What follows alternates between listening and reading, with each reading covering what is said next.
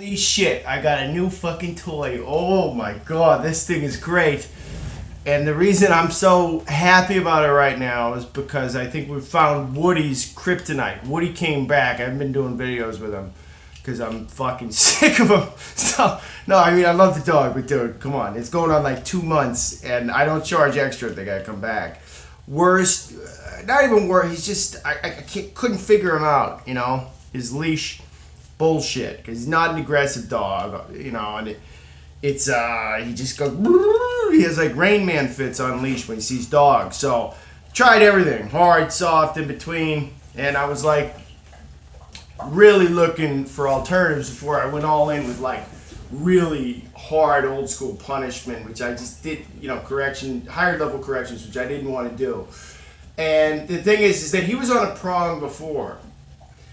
And if you have a dog that you haven't seen a trainer and you've been using a prong with the dog and the dog's reactivity hasn't gotten better, it's worse. It's the prong is probably the problem. It may not be the right equipment for that particular dog, but more than likely it's because you're not using it correctly and it's agitating the dog. You know, all these tools are kind of advanced. So you shouldn't just go to Petco, get an e-collar or a pinch and just start using it. You know, you got to develop handling skills, timing, and stuff like that. Anyway, so he came to me, and I was the formula with reactive dogs is usually e-collar taps, low level, early, snap them out of it, and what you want to do is time it so that as soon as it becomes aroused, and really, I don't think of it like correctively. It's like a signal interrupter. You know, it's like just before the amygdala sends a signal to his tiny little cortex go crazy. I'm like interrupting that signal with the e-collar. You know, it's really what I'm looking for is to startle the dog, snap him out of it. But he's a sensitive dog, and the pinch was already sort of a marker basically. And there was agitation, there was barrier frustration, there was pain, aggression because of the pinch, so it was agitating the dog. If you have a similar set of problems, or maybe there's a dog you can't figure out with the reactivity, which is rare, it could be because you're making it worse through pain agitation. That's what the e-collar was doing. And that was my formula, and it didn't work, and I was trying to figure out why. And anyway, I think I finally found the solution. So let's hope. I'm trying not to jinx this, but this is a great tool regardless. The highly reactive dog, other stuff isn't working, okay? It's called the Pet Convincer. I don't know if you can see this a little dark. Pet Convincer Plus, Pet Convincer 2, same thing. I think I like this one a little better. I haven't tried it yet. So, and by the way, I just used this once with Woody on a walk just now, but I'm so happy I had to review it. All it does, it's just a CO2 gun. That's it. Blast of air. Ready? I'll do it to myself. Okay. No big deal. No pain. None. It's a startle response. And that's exactly what I was looking for out of the e-collar.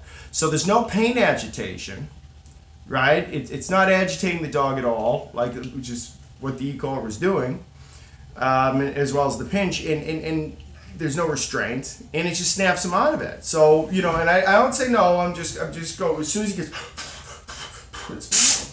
and about 8 inches away from the shoulder. Problem is, it doesn't look great. Who gives a fuck? You know what I mean? There's zero pain involved. This is super soft on a dog. And that's one of the things that's good about it, you know, is when you can find soft solutions, it's always better. As long as it's effective, like fully effective. That's a win-win. So, you know, who cares how it looks, man? And I'll do a video with him. Thankfully, you know, I don't have a big audience. People don't really know me, so I don't get shitty fucking new age Nazis coming on my channel yeah, that's bad. You know, it's like people who watch this are the clients or people who are they're into dog training. So they won't give me shit. But if anyone does and I'm doing the demo, it might look bad. And you know, just to preface the whole thing, you know, fuck whoever doesn't like it. I don't care. This dog has been with me for a hot minute, and I have thrown everything up against the wall. It's the first thing I think is really going to work. And then the other thing I'm going to try with Woody, you know, I might mix this in, is just citronella spray. It's not mace, it's just citronella spray. Again, it's not harmful or toxic to the dog. Boop, boop. Spray it by their nose. You know, and again, the idea is to startle them, to snap them out of it.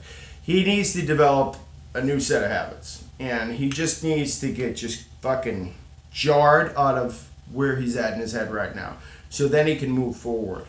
Everything else has been tried, and I'm telling you, like in one walk, I just couldn't believe how effective it was. But regardless of whether it's effective in the long term, I think this is a great tool, and trainers should definitely get one, because it's like I said, it's not aversive. It startles them, and it snaps them out of their bullshit, which is really what we're looking for with reactivity, you know. And mild aggression, genuinely aggressive dog, I doubt it may work with them too, you know. But it's a useful tool to at least try.